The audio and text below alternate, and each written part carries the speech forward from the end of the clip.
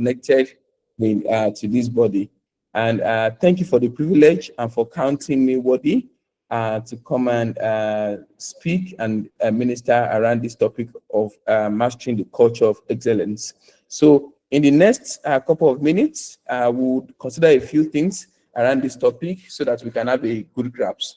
There'll be room for questions, but most importantly, I pray that God will open our hearts and that God's mind Himself will be what is ministered to us.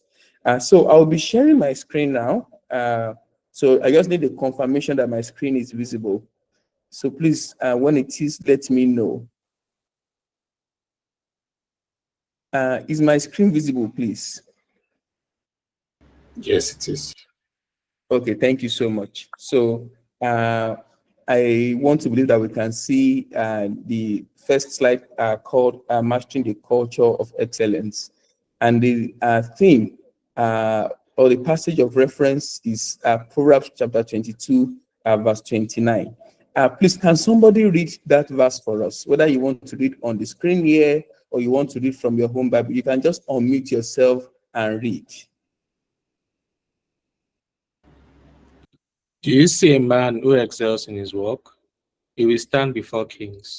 He will not stand before unknown men. Thank you so much, sir. And there's also the theme verse for the year. I missed that. That should be Psalms. Can somebody read the second reference verse for us, please? Please, can somebody else also read that verse out? You can just unmute and read.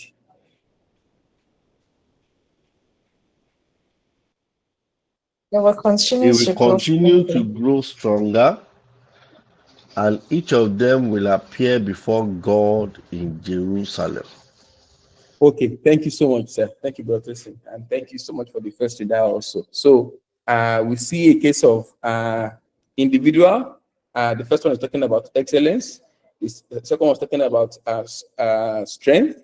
Both of them are talking about appearance. The first one is saying before men, before kings, even though God Himself is the King of Kings. The second one is saying before God Himself in Jerusalem. And so when you look at our topic this evening, a number of three major keywords. The first one is mastery. The second one is culture. And the third one is excellence. So when we say mastery, what does mastery mean? There are so many dictionary meanings of the word mastery, right? Please, to make it more interactive also, you can also type what comes to your mind in the comment section. There's always a messaging box, in Google Meet, so you can share what comes to your mind when you hear mastery. When we say mastery, what does mastery mean? So I wrote here in simple words that mastery means to be so good at something so that it becomes your second nature, right? Something that you've come to almost do effortlessly. It's like you don't even think about it anymore before you do it. It just becomes, second nature to you. In sports, we talk about, Messi or Cristiano Ronaldo. When it comes to soccer, they've gained mastery. They've gained mastery in that sport. Yes, somebody used the word proficient. They become proficient, right? That's also another way to look at it. Proficiency, right? It's second nature. It's like they don't even stress themselves to do it anymore. It has become innate to them. They've gained mastery over that thing. A passage I like so much was like the Bible says, just went from place to place, preaching. Even the Bible to say, but you have not eaten. It does not even need food to do it anymore. It does not need that full strength to get it done anymore. It has become his second nature. Doing good has become his nature. So that's what the word mastery means. The second word, culture. I think social studies, we say culture is the way of life of a group of people. But I wrote here that your culture means your habits. If we say that something is a nature, culture is like social nature. How do you do things? How do you get things done? Your way of life, right? And the last key word there is excellence. And what does excellence mean? Excellence means when you deliver at high standards, anything you do, you deliver it exceptionally. Exceptional performance, top performance, leading performance. When the standard is high. And that's what makes today's topic some kind of, I mean, a big, I mean, not big, not impossible task, but I mean, beyond the words. That's quite something. And I say it's quite something because in the world of management today, if you go to any company to say, I will train your staff on how they can master the culture of excellence, any business that will say, please, let's start that training today. Are you sure that we can get results from this training? Because it's as much as it's important, I mean, in the church, it's also important in the workplace. So in terms of that, mastering that culture, I mean, of excellence. So the main goal tonight is not just to talk about the definitions, but to even say as each as ourselves. I mean, how do we come to this point? I mean, how do we come to attain that consistent, exceptionally high performance? I mean, in the things that we do. So we go in today. So let's start with why. A popular quote says that if reason is not known or if why is not known, abuse is inevitable, right? And so why are we talking about excellence? Why are we talking about mastery as a culture, right? Why is this topic important? I will take it from two perspectives. The first, I mean, being the spiritual, the second being the secular. And even the secular also, we can even argue that it's not even so secular that way also. Uh, I mean, these are the reasons why it is imperative. The first one says that we ourselves, we are the children of an excellent God. God himself as a being is excellent. In the book of Genesis, chapter 1, verse 31, you know, when God himself, when he finished the work of creation, the Bible said he looked around and he said to himself that, what I've made is very good. Like God himself even had to do an assessment of his own work to say, wow, this is very good. And I wrote in my note that at some point, before I got to that point, it was the same God that when he created man said, it is not good for man to be alone. That means this work that I have done, I have not completed this work. For Adam, I need to create Eve. I mean, it is not good for a man to be alone. You know, that was also another look to it. But at some point, after the work of creation, before he created, he said, and God looked at everything that he had made, and he saw that it was, I mean, it was good. God was, unrelenting until he rested. But we can even say maybe God was just being selfish. Maybe God, I mean, of course, now when somebody does something, it's like when the woman cooks, she has a tendency to say, my food is the sweetest food in the world. But even the psalmist, as a woman, said so. I mean, he said in the book of Proverbs 8, in the book of Psalm chapter 8, verse 3 and verse 9, says, the psalmist says, when I consider the heavens, when I look at the works of your hand, right? He could only conclude that, I mean, oh God, how excellent is your name. I mean, in all the earth, right? And that's 1 to 8. So please just give me 30 seconds. I need to change my connection. Just a moment.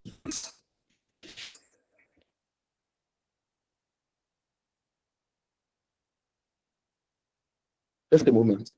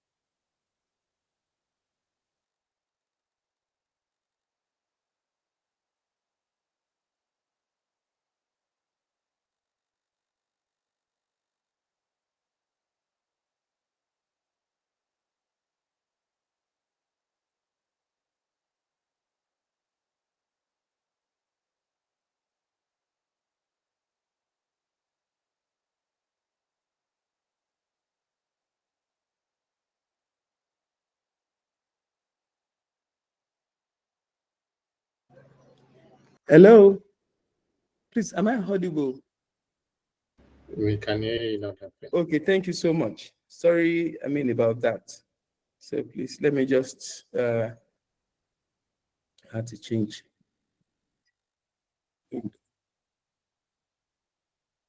So,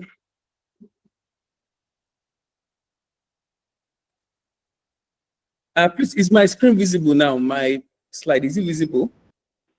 We can still Yeah. see it. Okay, thank you so much. So I was saying earlier that we are children of an excellent God, that when God even created the heavens and the earth, in his own assessment, he came to a point where he realized that what he had made was very good before he rested. And I also mentioned that not only even God made that assessment himself, even the psalmist in one of the psalms said, when I consider your works and I consider your heavens, I can see that, excellent is your name in all the heart. And I also noted here that as God's children, it's our responsibility to emulate our Father. That means that DNA of excellence that God exhibits must also be in us. Just like Jesus, the Bible said, Jesus taught with wisdom, he taught with clarity and authority, right? There was excellence in his service to others, in terms of humility, in terms of how, he served the others. So, that's one way in terms of why, that excellence must be embodied in us. The second one will be more of a marketplace reality in terms of the world of work itself.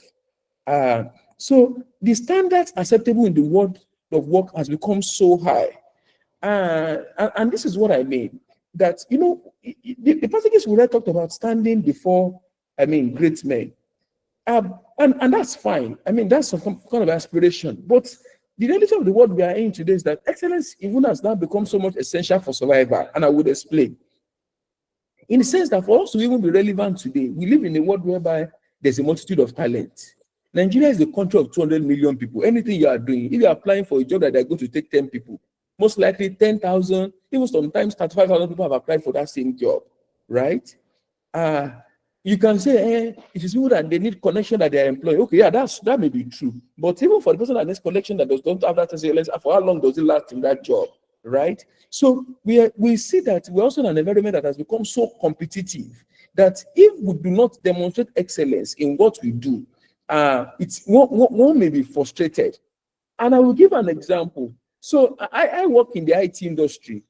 In the IT industry before, if you could write code, you are like, you're like gold. In the sense that, you're a programmer. Oh, you can program, awesome. Please join us. So what we used to have then is that we used to have what we call junior programmers. But what has happened in the industry over the last 3 years now, most companies don't even want any junior programmer again. You have to either be a mid-level for a start, or you have to be an expert programmer. That is what it is today. And why? Because a lot of the things that we used to do at junior level then, AI does them now. A lot of tools do them now. So it's either you are great,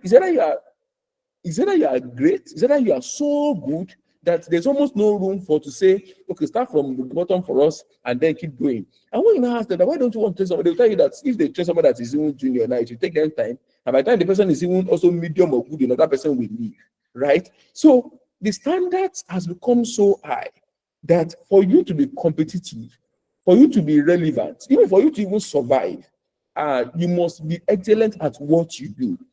And there's also something we call the power law. The power law means that when you are in a field of work, why 95% of people in that field are struggling, the top 5% are or let me say the top 10% are extremely rewarded. It's like a winner takes all scenario, right? So, or let me give an example of a cook.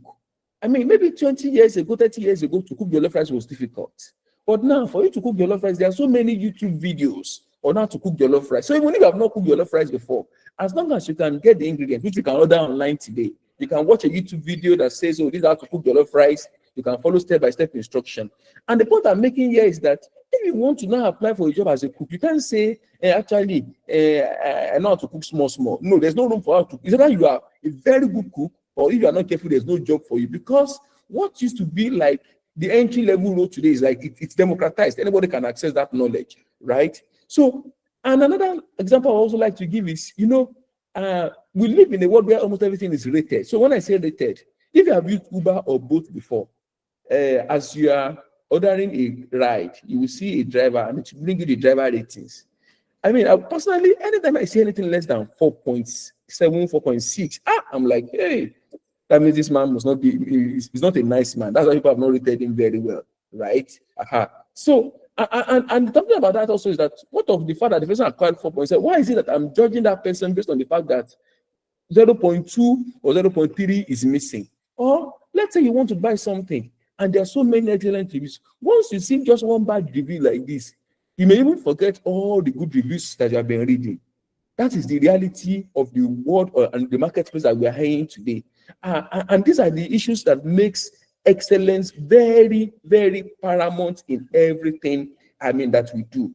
How do I become excellent, in my job? How do I become excellent in my work? How do I do it so well that, I'm at the top of that field? And like I said also, even our God himself, the God that we serve himself, is a God of excellence. He's a God of planning. He's a God that his works, anytime we judge his work are very good. How do I demonstrate that also as a child of God in terms of, the things I do, in terms of the programs I organize, in terms of the work I do? So these are questions. And once we understand this basis, it further motivates us into seeing why each and every one of us have to master a culture of excellence, indeed. So going further, please, is my slide still visible? It is. We can see. Thank you, sir. Yeah, thank you, sir. I just want to be, because of the screen, I can't see, so I'm trying to get feedback as much as possible as I'm making progress, right? So we now see that it starts from the mindset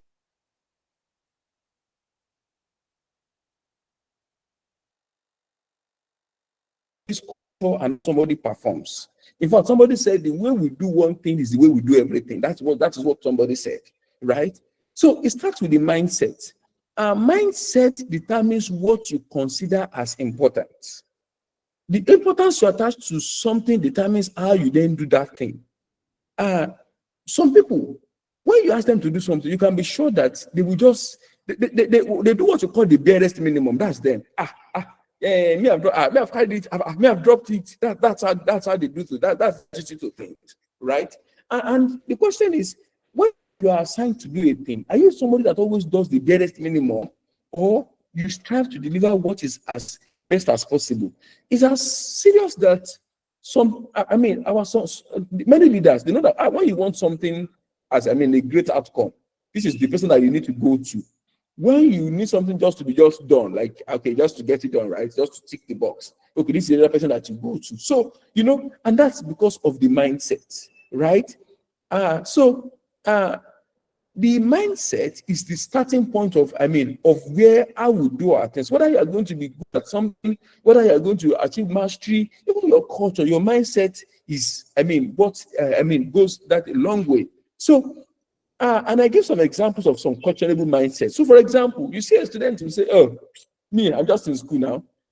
Whatever I finish, it does not matter. It does not matter. What it does not matter." Maybe it does not matter truly on the long term, but what of on the short term?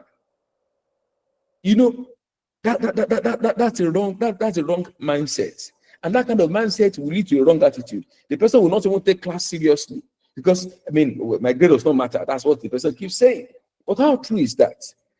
Somebody will say, please improve the way you dress. Say, well, what do you mean by the way I dress? What is more important is the content. You'll be looking at the container, right? That means you see that person dressed shabbily. When they have even an important work function to go or to just, they are just shabbily dressed. If you think you can, if you say, oh, I will go and buy you clothes, and you buy that person clothes, that person may change for one Sunday, but in the next 2, 3, or 4 Sundays, the person will be back to how they used to dress because they still have a mindset that the way they dress or appear does not matter, right? And it also goes the other way around also for somebody who dresses, anyhow or nakedly says, God, it is my heart that God will judge. God does not care about our appearance, and that's also a mindset. Sometimes also, even in the house, the way we eat, right? Some people, I mean, some wives, when you go to the house, you like the way they're taking care of the husband. It's not like she's cooking anything different, but there's a way she will just package everything in a tray or put everything in a bowl. I mean, there's sugar there, there's water there, right? But for some people, like, yeah, I can't carry that. It's your base food. Yeah, package everything, just have everything together. How it is delivered does not matter, right? Or some will say, I can do better. It's just because of the economy. Or let me example, like dressing. I said, oh, you should dress better. I would have been dressing better. Just that good clothes are expensive. What of the okika that you could have bought at least, and you should have used to short things up. But the point I'm trying to make here is that when we talk about excellence, when we talk about mastery, before we even talk about the work itself, our mindset to things matter. All right, and because our mindset will determine our attitude, and attitude is always a first reflection of our performance and of our culture. So it is important to have the right mindset towards things, right?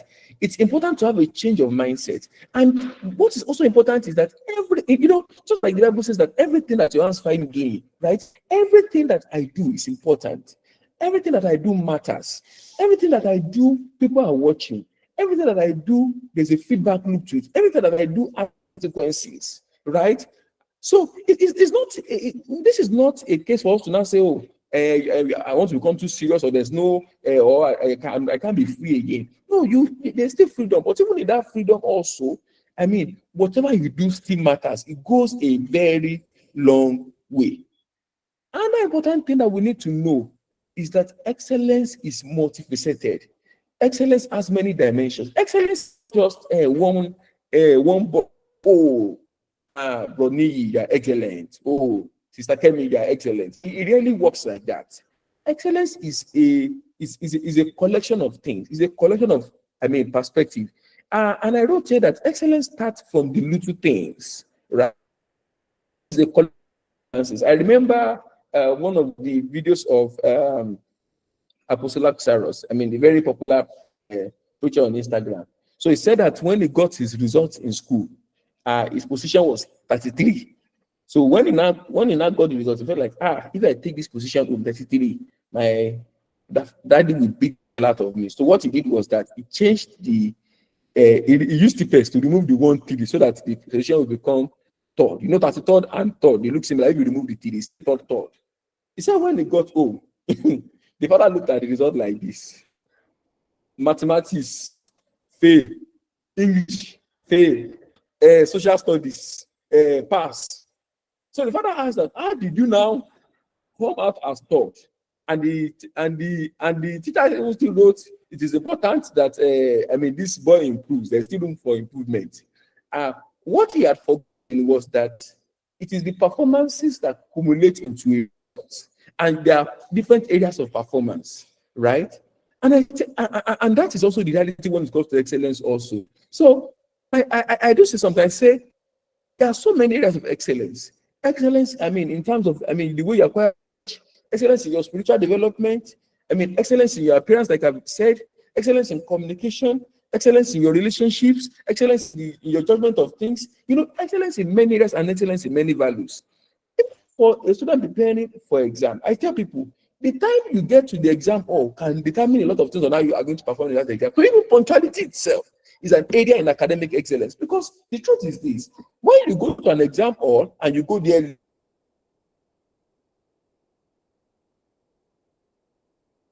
late,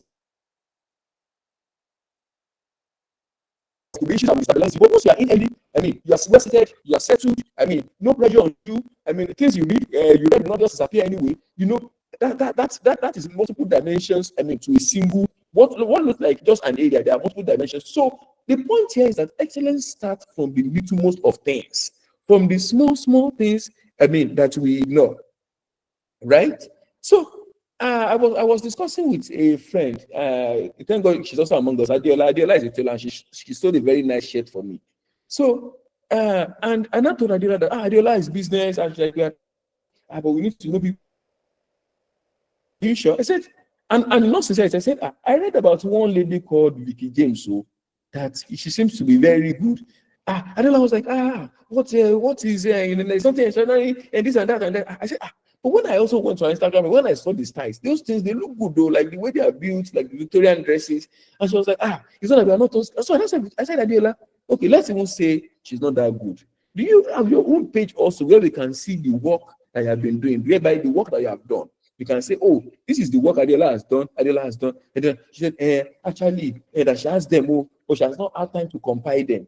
And I told her something. I said, Adela, in the world that we are in today, the tailoring itself and the communication of the tailoring, they are as important as each other. So you may be if you're an excellent stylist, but you're bad at cutting clothes. I mean, at the end of the day, you're not excellent overall. Even if you're not good at both, but you're not good at sharing your work, letting others know about what you're doing, then you won't get as much customers as possible. So the point I'm trying to make here is excellence is not just one destination that, oh, bam, I'm excellent. It's always a combination of so many things, and the little things matter, right? In terms of when it comes to achieving excellence in what we do. Because like we said in the topic, number one is a culture, a way of life. That means excellence itself must be reflective in the many things we do, including the little things, including how we sit, including how we interact with others, including how we, somebody came up, if we have been preparing for a crusade or a program for several months, and we've been preparing, we've gotten the oil, we prepared food, we've prepared the ministers, we've done our fasting and prayer, we've done a number of things. If the opening prayer, if we take it too casually, right? Or let's say somebody from the ushering department, we take it too casually, and the person that starts makes a mistake or just does it casually, even though we think it's opening prayer or we think it's just ushering, it can change the course of the program for so many people, despite how well packaged other parts of the program is. So the point here is that excellence is not a single area it's in many areas, and the little things matter when it comes to excellence, right? In terms of how we get things up, because we have said excellence is a culture, excellence is a way of life. It must reflect in how we do everything. So, yeah, like I said, building on the last point also, that excellence is really a fluke. That is what you call luck. Excellence is a lifestyle. I like something that that says a lot. Because Salako says a lot. Because Salako, when you ask him some questions, he will say, he say, a rat in Nigeria cannot become, a lion when he gets to America or Canada. That's what he says, right? Even though one can argue today that it seems that a rat if you're a rat, it seems that it's better than being a lion in Nigeria. That's a joke apart. But the point here being just that, excellence must be our own habit, it must be our own culture, right? It starts from the inside, right? Who you are. I said here that a casual approach to life is often reflected in the way we do our things. Same as when somebody becomes an habit, and in the of Obama here as an example of grace. We have different political opinions about this man in terms of what he stands for. But one story that is interesting that many people forget is that Obama should almost never have become president. What brought Obama to the limelight was that in 2004, there was a senator called John Kerry who was contesting for the presidency of the United States. I think alongside, was it George Bush? I think that was George Bush in the second term. And Obama was asked to come and give, the way somebody, when we were just like our sister did for me now before I started speaking. So he was just one of the people to just introduce and talk at the convention. But Obama gave the speech so well that everybody said, no. One day this man must be the president of America. No. In fact, that was the speech that brought him to the limelight, right? To say, but he could have just been very casual about it. He could have just been but I think he must have taken his time to prepare for it, to say, no. I think this is a speech that I'm to give, and I have to give it well. And that speech was whatever I'm going to say. One day, this man, unfortunately, the man that he was even introducing did not even win the election. And 4 years later, Obama himself won the nomination and became the president. The point I'm trying to make here is that it was just asked to give an introductory speech, right? The same thing about the story of Joseph. Joseph was excellent as a slave in Potiphar's wife. He was excellent even when he was in the prison, so that he was even assigned to lead the prison, and he was even excellent in the palace when he was a chancellor, right? Another one is the story of David as a shepherd. You know, David as a musician, David as a dancer, David as a warlord, David as a worship leader. Then it's these examples, they reinforce the fact that excellence is not just something that just happens like a miracle. It's often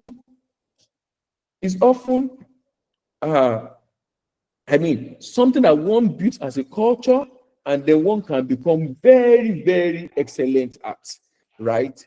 And enough is of this excellence. What are we here for tonight? The major, we are the most important phase, which is how does one master a culture of excellence? We have established that excellence, we have established what it is. That it is proficiency, it is high performance, it is highly standard. We have talked about why it is important that our God is excellent, and we are the children of an excellent God, and therefore we must radiate excellence too. We've also talked about that the fact that even the marketplace today, the standards have become so high. A few mistakes and you're almost out of the game, right? That we are now in a culture whereby excellence is what is expected at all times without excuses. We have talked about the fact that our mindset is that we being casual to things, can be very consequential. Therefore, it is important to take things as important. Talked about many parts summing up a thing that excellence is really just in one direction. Excellence is a sum of small little things that come together to make up an excellent, mindset. And we talked about it being a lifestyle. Then the most important thing now is how does one master a culture of excellence? The first thing, which is obvious from what I've said, is right. Number one, a change of mindset. Like the Bible says in Ecclesiastes chapter 9, verse 10, whatever you're worth doing, is worth doing well. Whatever your hands find doing, do it with all your might. So people say, why is it that you're always late to work? Actually, I don't like this current job that I'm doing. I don't like this job. I don't like this job at all. How much are they paying me? Why would I take the job seriously? Am I the one that is running the company? Right? That person is not seeing the current job that he or she does not like as a test bed for the better opportunity that will come ahead of that. That's why, so that there's a problem here, right? So, number one, we need to have a change of mindset. If what they assign to me is announcement, we must know that announcement is as important as the person that will be preaching the sermon in that same program. That is mindset. So I will not say, if my own is just to come and give announcements, let me even wear a slippers, and if it's just for me to give announcement. If they ask me to preach, and I will have worn my shoe. Even if they ask you to come and do opening speech, dress or take it up, find time to prepare as seriously as the person that is going to preach. My own, me, I'm just an usher. They say we are fasting and praying for the program. No, the little thing that you have been asked to do, take it as important. And that's also even in the workplace also. Thank God I'm not the CEO of this company. No, you need to have a sense of ownership, right? In terms of the way you do your work. Because by the time you are living that work, whether you are living voluntarily, you'll be able to live gallantly, right? So that change of mindset is very, very, very important. Everything I've been asked to do, I have to be serious with it. There was a time we were having a conversation in Sunday school, and I can't remember what actually happened. And I was trying to say that I said that the work of God is not a business. We have to be very careful on how we take the work of God. And a minister of God corrected me. He said, "But Segun, you are wrong." He said, "The work of God," he said, "ministry is a business." He said, "It is God's business." That's what he said.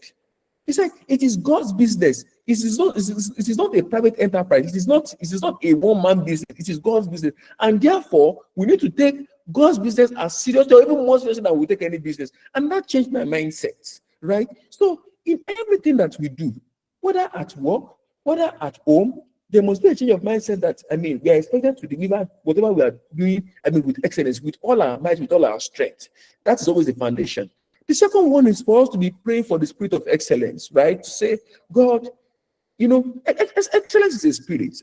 And in my notes, this isn't reflected on the side. I was giving an example of, anytime somebody does something of strong performance, like Pharaoh said, it's like this man, there is the spirit of God. The same thing was said of Joseph.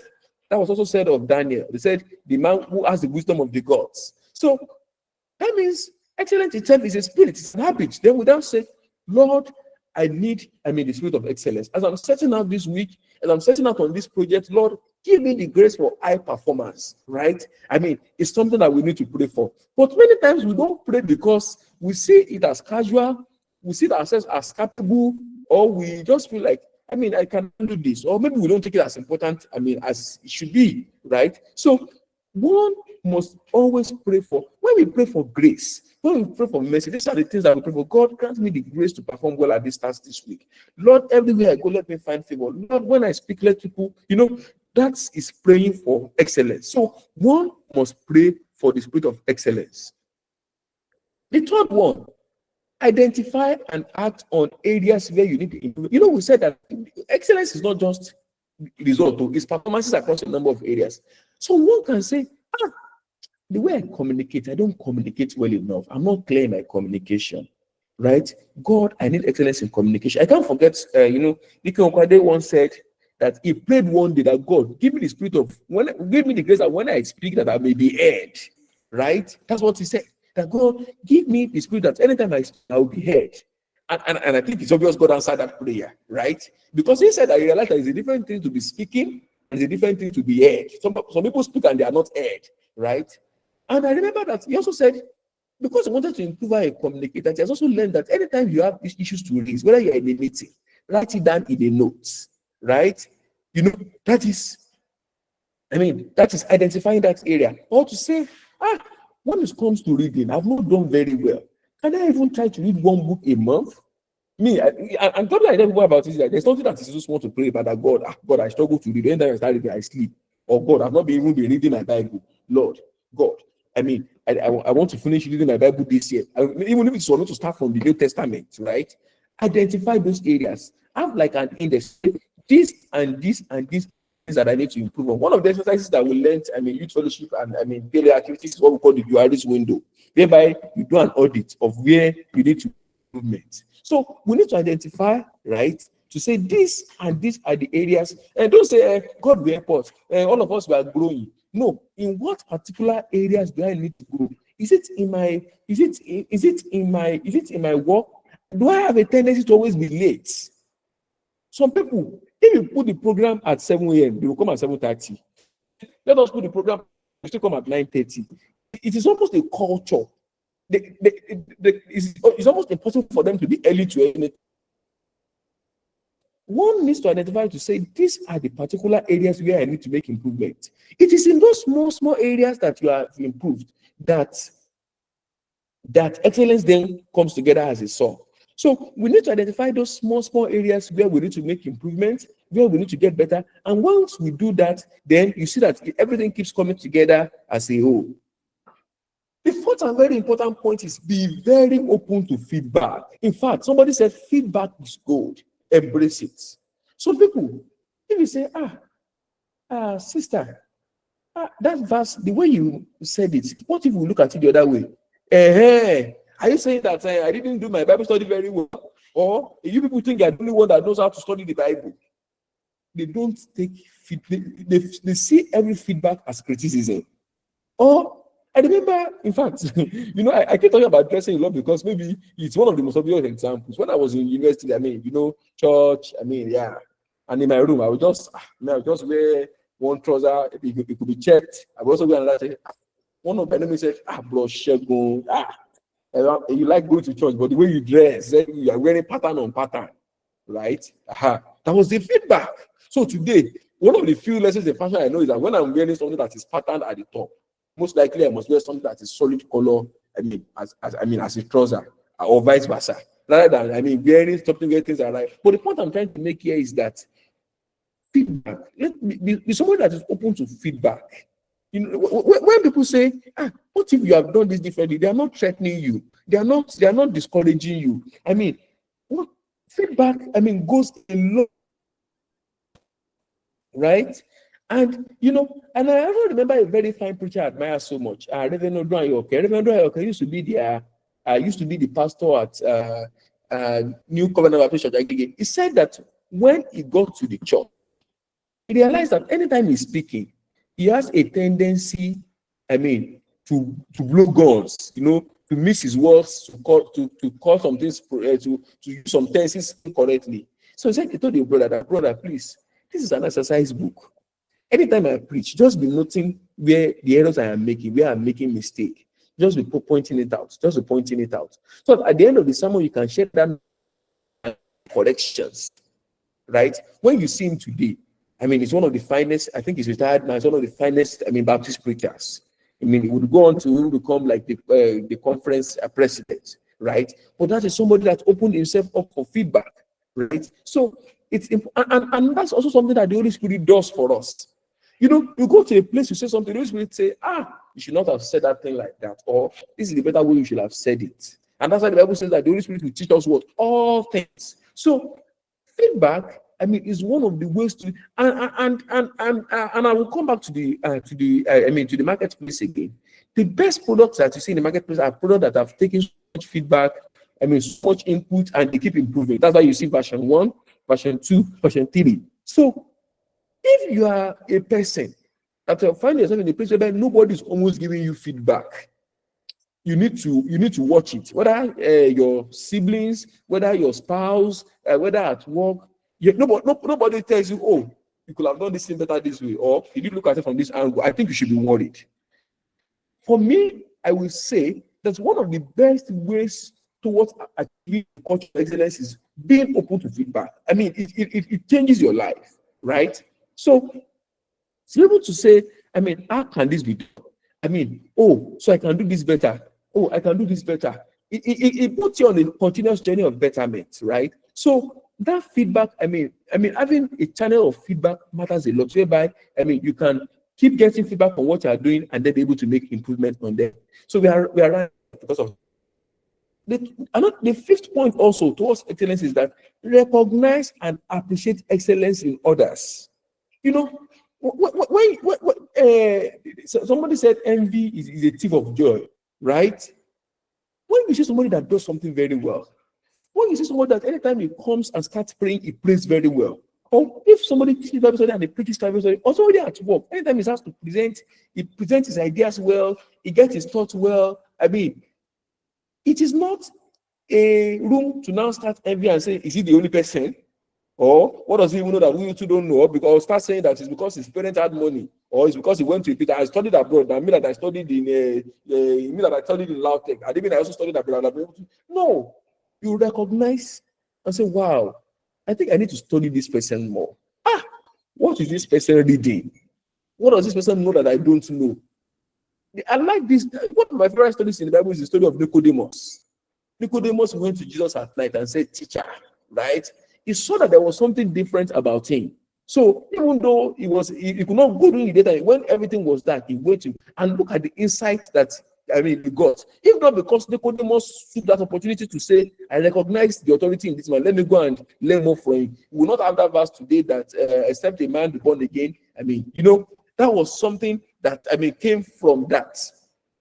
So when you are striving towards excellence, when you want to be that culture, recognize and appreciate excellence. In fact, there may be a time where you need to spend more time with those people because a writer says you are an average of the 5 people that you spend your most time with, right? If there's somebody that does something better than me, why don't I move closer to that person and become friends with that person? Maybe that culture will rub off. The Yoruba say that when the leaf has spent so much time with the soup, the leaf itself will become the soup, right? So we need to recognize excellence in others and appreciate excellence in others. We can learn from it, we can build from it, and we can grow from it. Somebody said success always leaves a trail. The next one is be patient for results. People that are excellent, you see, I will still mention cooking because it's the little things. The best cooks, I'm bad at cooking because I always want to eat my food fast. I don't like wasting time. I just want to eat that food like, is it done? Whether the rice is hard or not, as long as the soup is good, I want to just keep eating.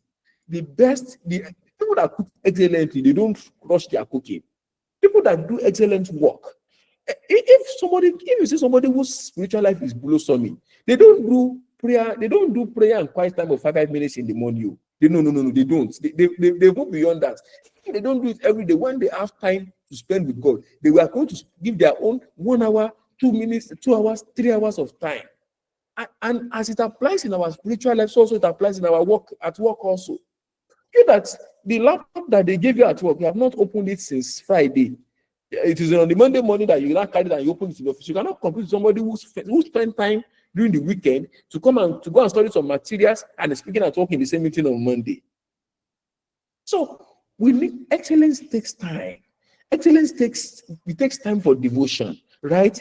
You know, like the example, you know, when Nebuchadnezzar was saying, "Oh, I need to get you to interpret my dream," you know, Daniel said, "Stop. Just a moment, please."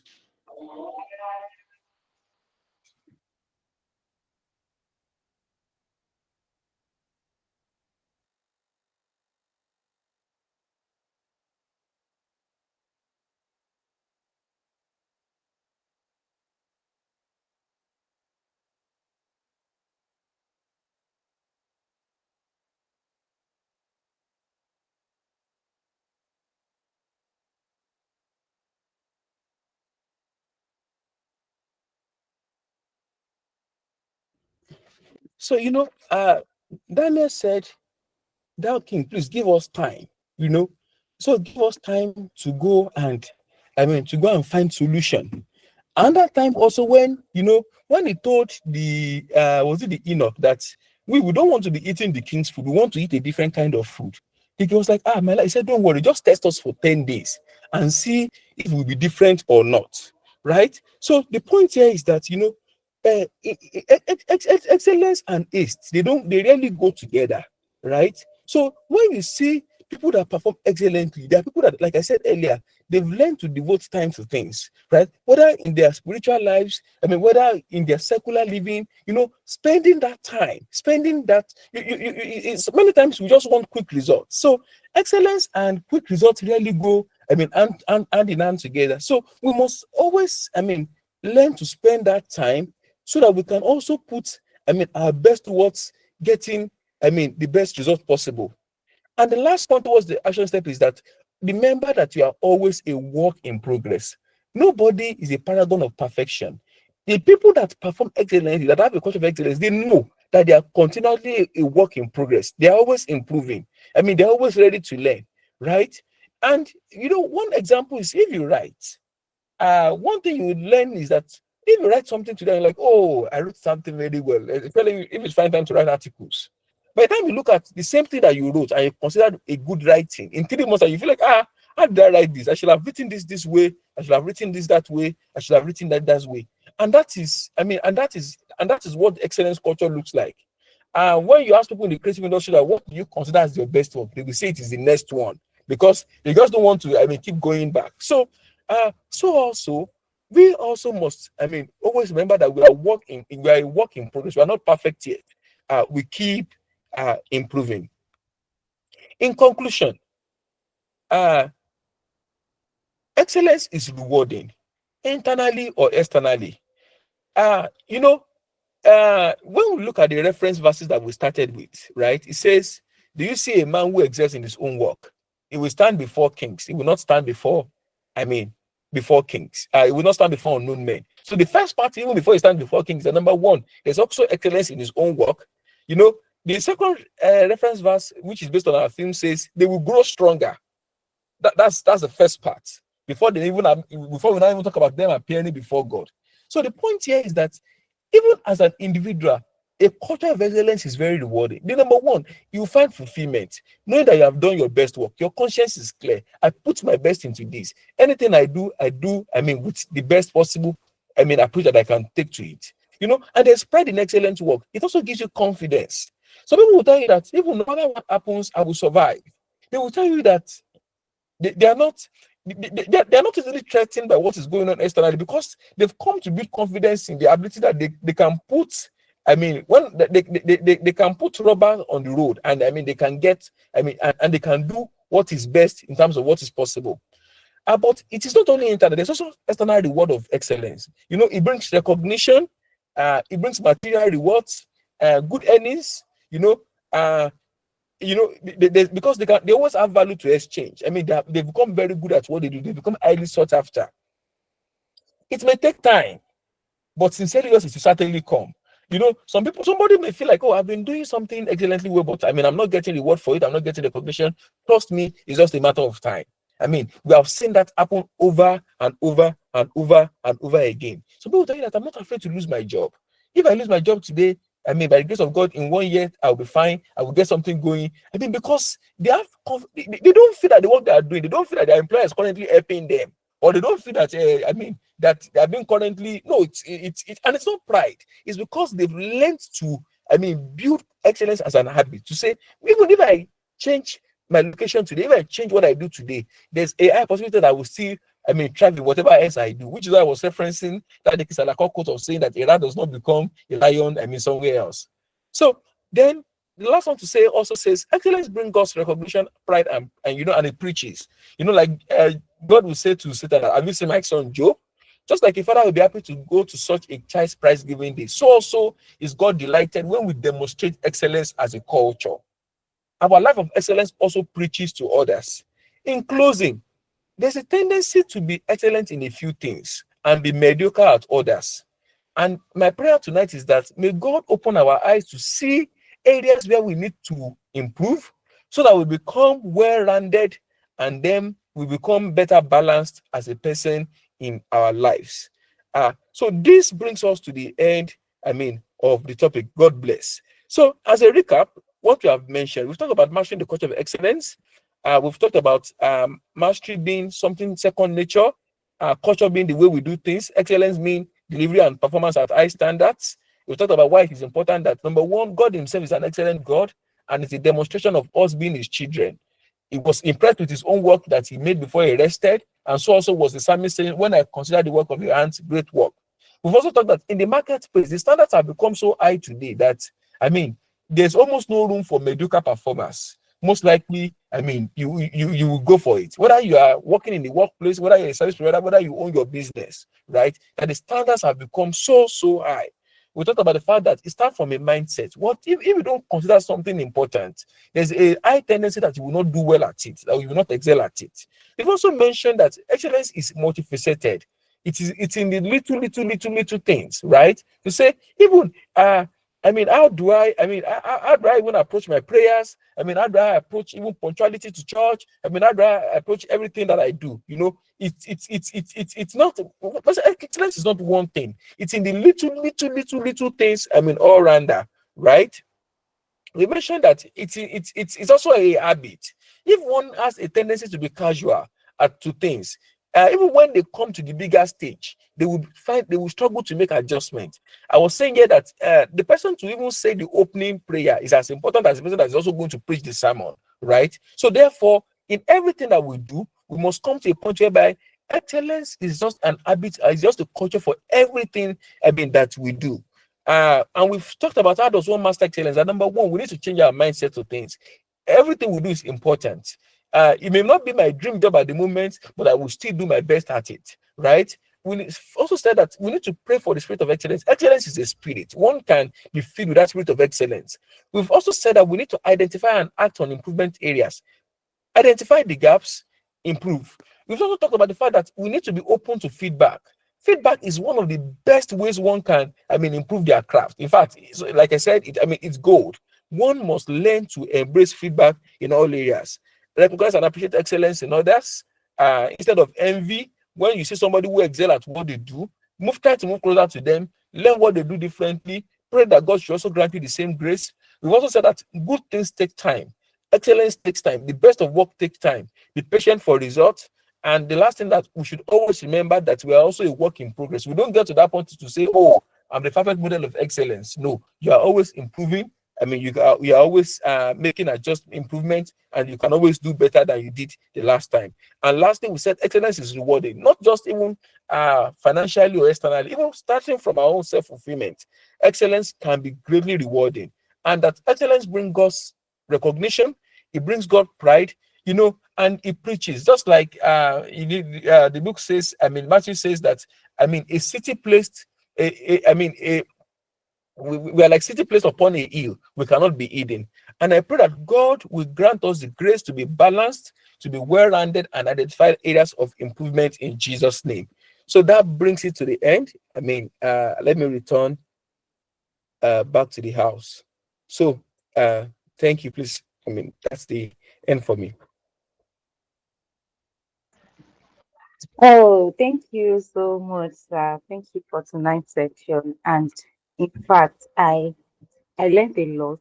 My daughter is full already, and I believe we all learned a lot from her speaker tonight. Thank you for that wonderful presentation. Thank you. We really appreciate you. I think one of the things that I've learned tonight is excellence is a culture, is a way of life, and it must reflect in everything that we do.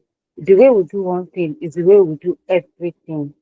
And excellence starts from the little things that we do. Excellence in communication, you stated. Yeah, oh, yeah, I think yes, that was one of the things I stated. Excellence in appearance, excellence in relationship, excellence in judgment, excellence in our spiritual development. So we must always do things excellently. I also made us understand that excellence is rewarding, though it takes time. Excellence is rewarding, and we must always pray for the spirit of excellent. And he also mentioned that feedback is important. So yes, one thing I do is I get feedback from people, even if they are not telling me. I intentionally ask them, what is that thing that I'm not doing right so I can do it better? So feedback is important. We need to be open to feedback, and we should remember that we are work in progress. Even as we proceed in our journey of life, we should always remember that we are work in progress and excellent. We should do things excellently, and it starts from little things. I pray that God will help us. Thank you so much, sir. I'm really blessed with this section tonight. I'm really, really blessed, and I'm glad to be in the fellowship tonight. I don't know if we have any question in the house. Do you have anyone that have question? Question? If you have question, just signify by raising up your hand. You can see from me. Question? Do you have question?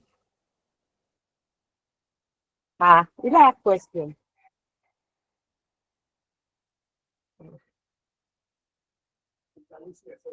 Can anyone hear me?